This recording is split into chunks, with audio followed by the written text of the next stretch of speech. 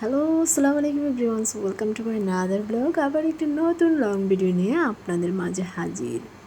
তো আজকে এখানে আছে উপস্থিত প্রত্যেকটা সদস্য আমাদের বাসার, বড় ভাইয়া সহ, মানে আদার্স যত পার্সন আছে সবাই।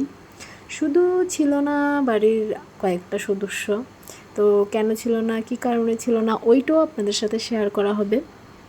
তো এখন হাঁটতে হাঁটতে চলে যাচ্ছি বহুদূর। বহুদূর বলতে অনেক কিছু অ্যারেঞ্জ করতে হবে, তো ওইগুলো অ্যারেঞ্জ করার জন্য যাচ্ছি। তো ওইখানে দেখে আসলেন না যে কাচ্চির সামনে সবাই বসে আছে। তো কাচ্চিতে যাওয়ার আগেই আমরা কাচ্চি বুক করি, কাচ্চি খাওয়ার জন্য কাচ্চি ওইখানে বুক করে আসছি, টেবিল বুক করে আসছি। দেন তারপরে এখন যাচ্ছি ফুল, দেন হচ্ছে কেক, এগুলা আগে অর্ডার করা ছিল, তো এইগুলা রিসিভ করে নিয়ে আসবো এখন গিয়ে। তো আমার কাছে সবচেয়ে বেশি ভালো লাগে কি জানেন? আমার কাছে সবচেয়ে বেশি ভালো লাগে মানুষের উপরের রূপটা থেকে ভিতরের রূপটা জানা সত্ত্বেও আমি যখন মানুষের সাথে খুব আন্তরিকভাবে কথা বলি বা তাদেরকে ফিল করতে দেই না যে আমি তোমার ভিতরের রূপটা ধরে ফেলছি বা আমি জানি তোমার সম্পর্কে অনেক কিছু, বাট আমি তাদেরকে বুঝতে দেই না। এটাই স্বাভাবিক বিষয়।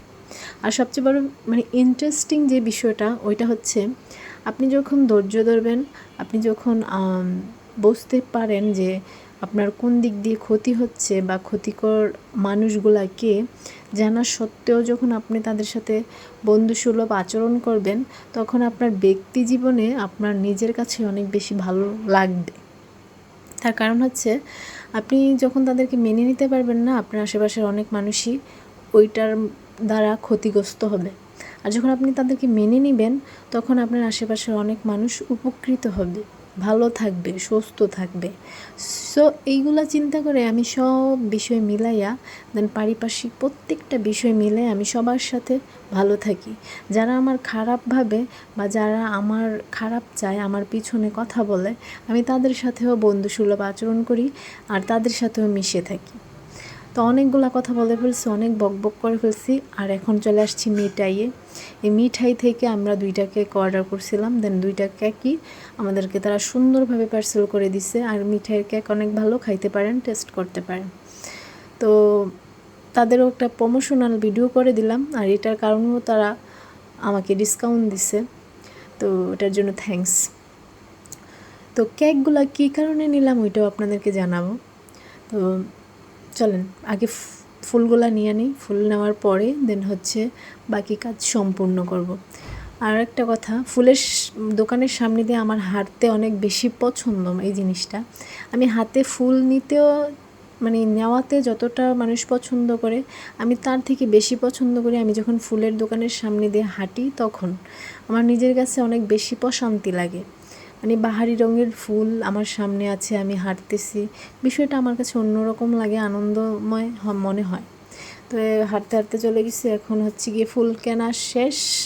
দেন এখন পার্টির, বুঝতেই পারছেন আয়োজন দেখেই বুঝতে পারছেন যে একটা পার্টি সাটি হবে, এই আর কি। আমরা এখান থেকে ফুলগুলো নিয়ে চলে যাব ডিরেক্ট আরেকটা জায়গায়। আনাস খুব বেশি এনজয় করতেছিল, আর হামকে খালাম্মার কাছে রেখে আসছি কাচ্চির মধ্যে, ওই যেখানে কাচ্চি বুক করছি আমরা ওইখানে খানা দানা খাইব, দেন ওইখানে রেখে আসছি আনাসকে। তো এখানে এসে দেখি সবাই মাশাল্লাহ উপস্থিত, আলহামদুলিল্লাহ।